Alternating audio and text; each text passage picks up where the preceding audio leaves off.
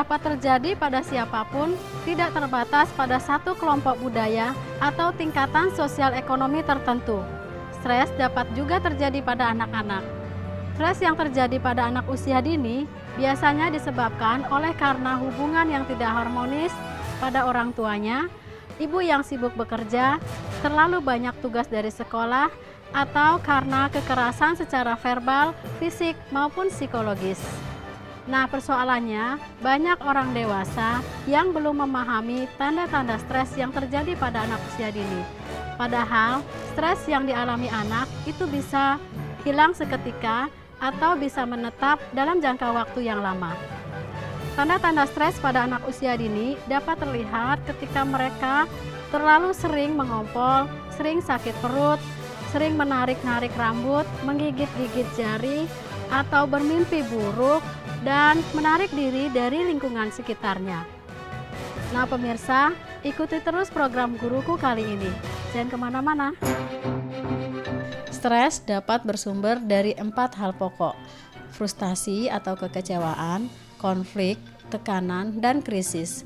Ini dapat terjadi pada siapa saja. Pada anak usia dini, hal kecil saja yang membuat mereka frustasi atau kecewa dapat menjadi pemicu adanya stres pada anak. Nah, pada kasus ini terlihat ada seorang anak yang tidak bermain sesuai dengan tahapan usianya. Ia menarik-narik rambut bonekanya dan melemparnya begitu saja, serta bermain sendiri. Ada juga anak lain yang duduk menyendiri, menggigit-gigit kukunya, sementara anak lain gembira bermain. Kedua hal itu dapat menjadi indikasi adanya stres pada anak.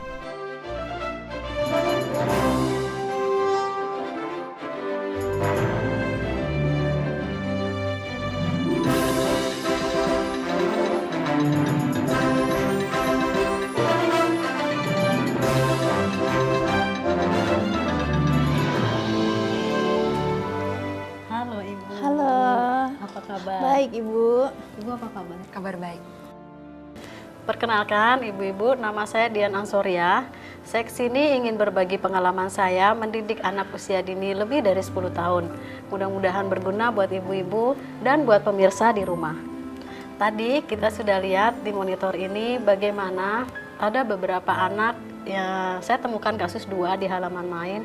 Itu satunya dia bermain dengan boneka, tetapi bonekanya itu tidak diperlakukan dengan baik. Ya pertama memang dia pangku, dia timang, terus akhirnya dia tarik-tarik rambutnya, kemudian dibuang dan ditinggal. Satunya lagi anak laki yang duduk menyendiri, sementara anak lain senang, bergembira main di perosotan, tapi dia duduk menyendiri, gigit-gigit jari. Itu saya pikir salah satu gejala anak yang stres. Makanya kemudian saya dekati dan saya berbincang-bincang dengan mereka. Mungkin ibu-ibu pasti punya pengalaman juga bertemu dengan anak yang seperti itu. Dan ternyata itu membuktikan bahwa stres itu bukan hanya terjadi pada orang dewasa, tetapi anak-anak juga bisa mengalami stres. Oke Bu Dian, sebetulnya penyebab anak stres itu dari apa aja sih Bu? Ya sebetulnya prinsipnya ada 4 ya Bu ya. Yang pertama karena trauma ya, kemudian atau frustasi, kemudian mengalami satu hal atau kekerasan secara fisik atau verbal atau psikologis. Jadi kekerasan itu bukan hanya fisik, tetapi secara verbal, atau karena hubungan orang tua yang tidak harmonis. Dan satu lagi karena ibu yang bekerja itu juga bisa menimbulkan stres pada anak gitu. Jadi itu yang mesti kita komunikasikan juga ke anak. Makanya guru juga mesti tahu latar belakang orang tuanya seperti apa gitu ya.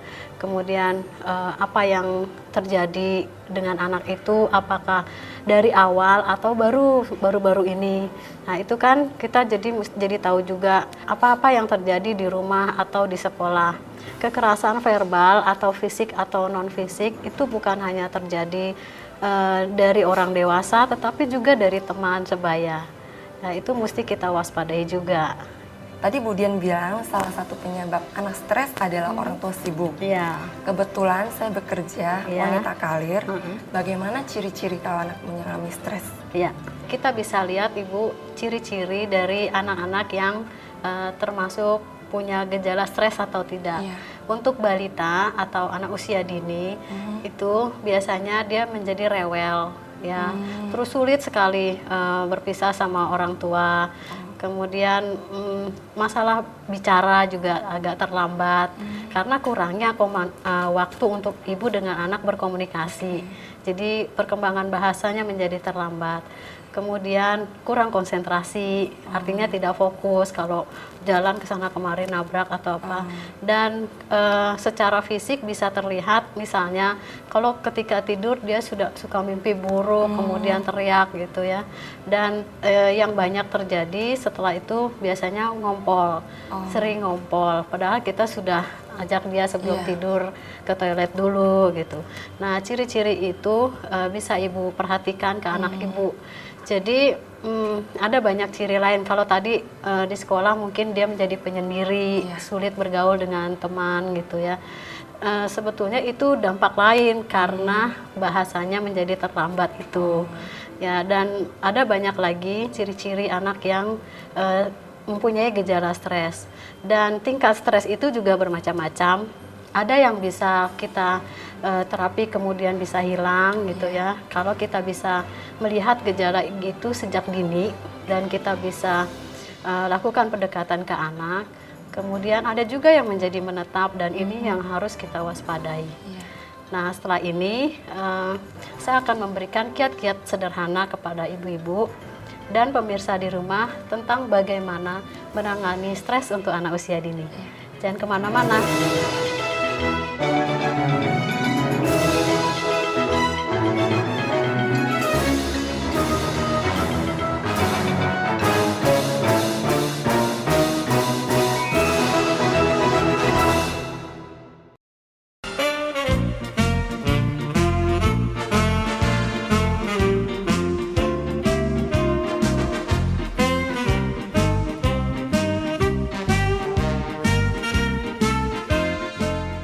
Pemirsa, masih di program Guruku.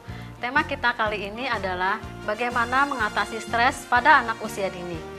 Nah, ibu-ibu, tadi saya sudah janji saya akan memberikan kiat-kiat sederhana bagaimana mengatasi gejala-gejala stres pada anak usia dini. Dan itu saya harus berinteraksi langsung dengan anak-anak yang tadi sudah kita lihat di monitor, mereka terlihat stres. Untuk itu saya akan berinteraksi dengan mereka. Ibu-ibu bisa lihat melalui monitor ini. Saya tinggal dulu ya, Bu.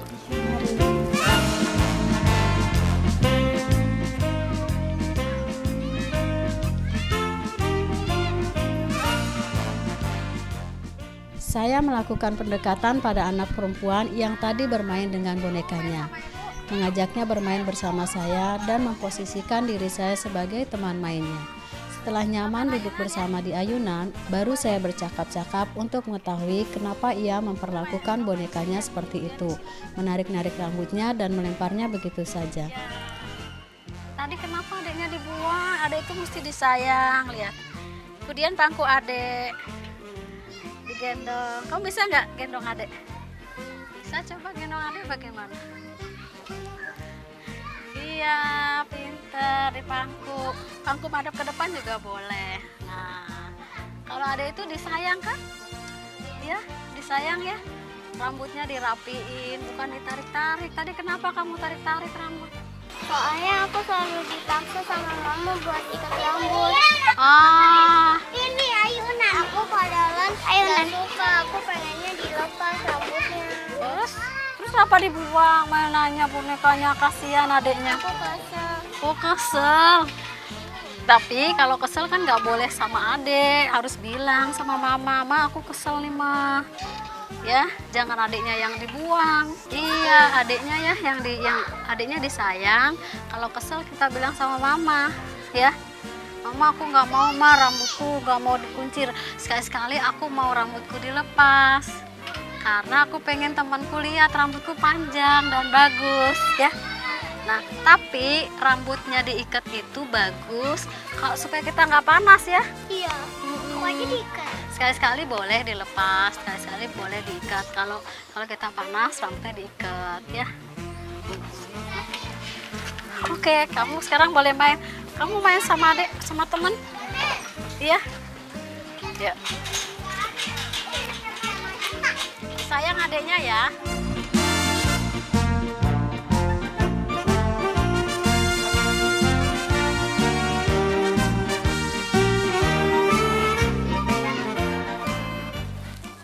Wilson, apa kabar sayang?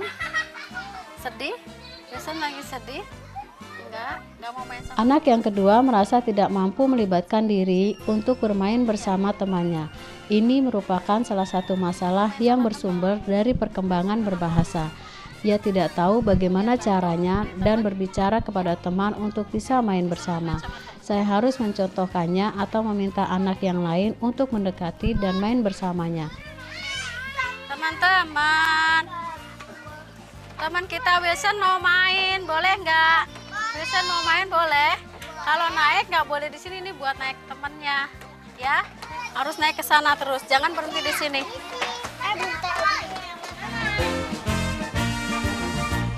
Nah pemirsa, tadi saya sudah berinteraksi dengan beberapa anak yang menunjukkan gejala-gejala stres. Saya melakukan pendekatan kepada mereka, berbincang-bincang, sehingga saya mengetahui apa masalah yang menyebabkan mereka stres. Setelah ini saya akan berbincang-bincang dengan guru dan orang tua murid tentang bagaimana mengatasi stres pada anak usia dini. Jangan kemana-mana.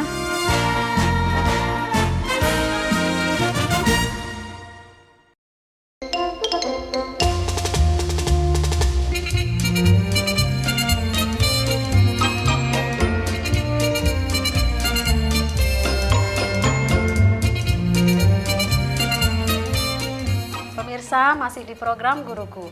Tema kita kali ini adalah mengatasi stres pada anak usia dini. Nah ibu-ibu, tadi saya sudah berinteraksi dengan dua anak. Yang pertama, anak perempuan yang pada kasus sebelumnya itu dia main dengan boneka, tapi bonekanya diperlakukan dengan semena-mena, kemudian dia tinggalkan begitu saja.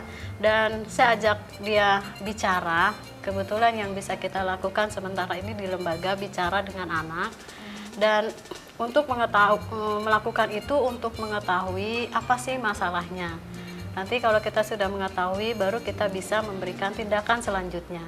Tadi saya bicara dengan dia dan ternyata saat itu dia bilang, aku nggak suka mamaku soalnya ngatur-ngatur. Aku diminta harus ikat rambut, padahal aku pengen rambutku dibuka biar teman-teman tahu rambutku panjangnya seapa. Nah ternyata itu hal sepele buat kita ya, mungkin kita ingin anak terlihat rapi, rambutnya dikuncir gitu. Tapi kita lupa menanyakan ke anak sebetulnya dia mau atau tidak diperlakukan seperti itu. Kita bisa juga menjelaskan kepada anak maksud dari kita mengikat rambut itu. Jadi memang sih kadang-kadang kita orang dewasa suka anak kecil nggak usah tahu alasannya kenapa, pokoknya nurut aja apa kata mama gitu kan. Nah saya bilang ke anak itu, kalau memang kamu tidak suka bilang sama mama. Jadi kamu bisa bilang sama mama bahwa aku pengen sekali-sekali rambutku dibuka. Nah orang tua juga harus bisa memberikan kesempatan kepada anak untuk bicara. Jadi kalaupun kita ingin anak tetap rambutnya diikat ya, kita berikan alasan kan supaya kamu tidak panas nak. Boleh kita kasih alasan-alasan ke anak sehingga dia tidak melampiaskannya kepada orang lain. Masih untung tadi dia melampiaskannya pada boneka. Tapi kalau dia lampiaskan ke teman bagaimana? Atau akhirnya dia agresif tarik-tarik rambut sendiri, itu masih tergolong ringan kalau yang tadi ya. Nah untuk anak yang kedua saya ajak bicara karena anak ini jadi menyendiri gitu ya, duduk di bawah pohon, kemudian gigit-gigit jari. Kemudian saya tanya dia kenapa, ternyata dia ingin bermain bersama teman. Nah ini berarti dia punya masalah di bahasa, di komunikasi. dia kepengen main sama teman tapi tidak bisa bilang ke teman aku boleh ikut main, tidak. Sementara anak yang lain tidak ada yang mengajak dia bermain. Nah, itu termasuk salah satu tanda-tanda bahwa anak itu stres. Ya.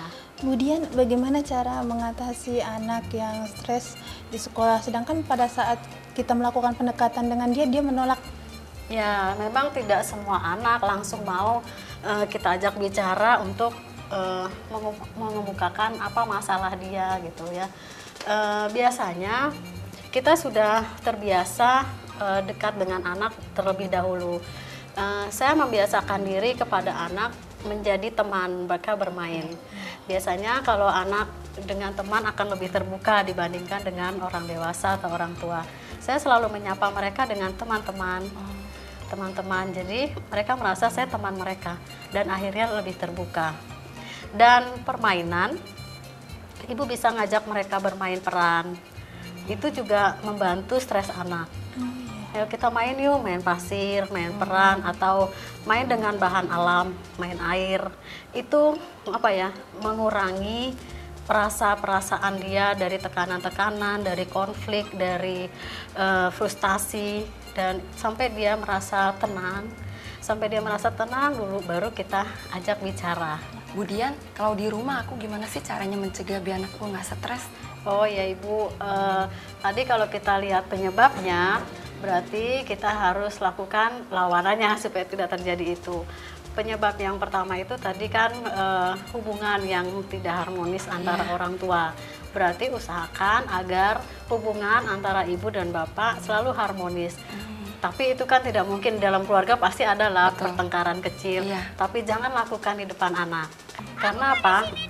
Anak mungkin bisa menirukan akibatnya, atau itu stres karena bingung dia memilih aku pilih bapak atau mama gitu ya. Terus yang kedua, jaga pola makan, pola istirahatnya cukup, dan beri kesempatan mereka bermain dan berekreasi. Pola asuh yang otoriter itu juga tidak bagus, jadi beri kesempatan kepada anak untuk menumbuhkan kemandiriannya. Komunikasi yang penting. Sebetulnya stres pada anak itu dasarnya itu karena masalah komunikasi.